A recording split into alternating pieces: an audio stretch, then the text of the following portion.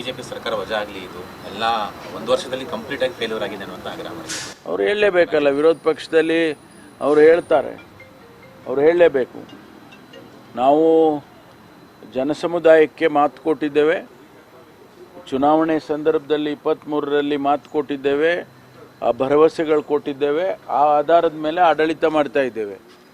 ಅವರು ಫೇಲ್ಯೂರ್ ಆಯಿತು, ಇವರು ಫೇಲ್ಯೂರ್ ಆಯಿತು ಅಂತ ಅವ್ರು ಹೇಳ್ಕೊಂಡ್ರೆ ಹೇಳಿ, ಅವರು ಎಲ್ಲಿ ಫೇಲ್ಯೂರ್ ಆಗಿದ್ದೀವಿ ಅನ್ನೋದನ್ನು ಹೇಳಬೇಕಲ್ಲ, ನಿಖರವಾಗಿ ಹೇಳಿ.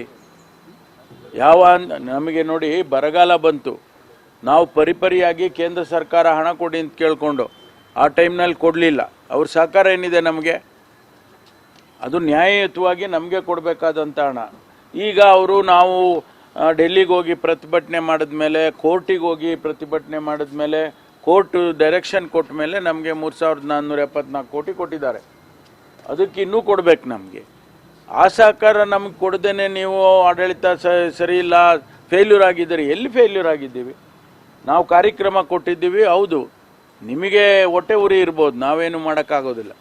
ನಾವು ಜನಸಮುದಾಯಕ್ಕೆ, ಬಡವರಿಗೆ ನಾವು 5 ಗ್ಯಾರಂಟಿಗಳನ್ನು ಏನು ಕೊಟ್ಟಿದ್ದೇವೆ, ಬಡ ಜನರಿಗೆ ಅನುಕೂಲ ಆಗಲಿ ಅಂತ ಕೊಟ್ಟಿದ್ದೇವೆ. ಹಾಗಾದರೆ ಆ ಬಡ ಜನ ಹಾಗೆ ಸಾಯ್ಬೇಕಾ? ಆ ಬಡತನದಲ್ಲೇ ಇರಬೇಕಾ ಅವರು? ಅವರನ್ನು ಒಂದಿಷ್ಟು ನ್ಯಾಯಯುತವಾಗಿ ಆ ಬಡತನದಿಂದ ಹೊರಗೆ ತರೋದಕ್ಕೆ ಪ್ರಯತ್ನ ಮಾಡ್ತಾ ಇದ್ದೇವೆ. ಅದು ಅವರಿಗೆ ಹೊಟ್ಟೆ ಉರಿ ಇದೆ, ಅದು ಬೇರೆ ವಿಚಾರ. ಆದರೆ ಎಲ್ಲಿ ಫೇಲ್ಯೂರ್ ಆಗಿದೆ ಹೇಳಿ. ಯಾಕಿಲ್ಲ?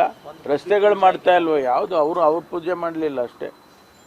ಈಗ ನಾವು ಕೆಲಸ ಕಾರ್ಯಗಳು ಯಾವ್ದು ನಿಂತಿದೆ? ಇರಿಗೇಷನ್ ಪ್ರಾಜೆಕ್ಟ್ಸ್ಗಳು ನಿಂತಿದ್ದಾವ? ರಸ್ತೆ ಕಾಮಗಾರಿಗಳು ನಿಂತಿದ್ದಾವ? ಅಥವಾ ಬೇರೆ ಇನ್ಯಾವುದಾದ್ರೂ ಕೂಡ ನಾವು ಏನು ಮ್ಯಾಂಡೇಟ್ ಇದೆ ಸರ್ಕಾರಕ್ಕೆ, ಆ ಕೆಲಸಗಳೇನು ನಿಂತಿಲ್ಲಲ್ಲ. ಚುನಾವಣೆಯಲ್ಲಿ 20 ಸ್ಥಾನ ಗೆಲ್ತೀವಿ ಅಂತ CM ಸಿದ್ದರಾಮಯ್ಯ ಹೇಳಿದ್ರು. ಬಟ್ ಅವರು ಹಗಲ್ಗನಸು ಕಾಣ್ತಾ ಇದ್ದಾರೆ ಅಂತ BJP ಅವ್ರು ಹೇಳ್ತಾ ಇದ್ದಾರೆ. ಅವ್ರು ರಾತ್ರಿ ಕನಸು ಕಾಣ್ತಾವ್ರ? ಅಲ್ಲ, ನಾವು ಹಗಲ್ಗನಸು ಕಂಡ್ರೆ ಅವ್ರು ರಾತ್ರಿ ಕನಸು ಕಾಣ್ತಾರೆ. ಯಾವುದು ಕನಸೇ. ನೀವು ರಾತ್ರಿ ನನ್ನನ್ನು ಕಾಣಿ, ಬೆಳಗ್ಗೆ ನನ್ನ ಕಾಣಿ, ಅದಕ್ಕೆ ಕನಸೇ ಅದು.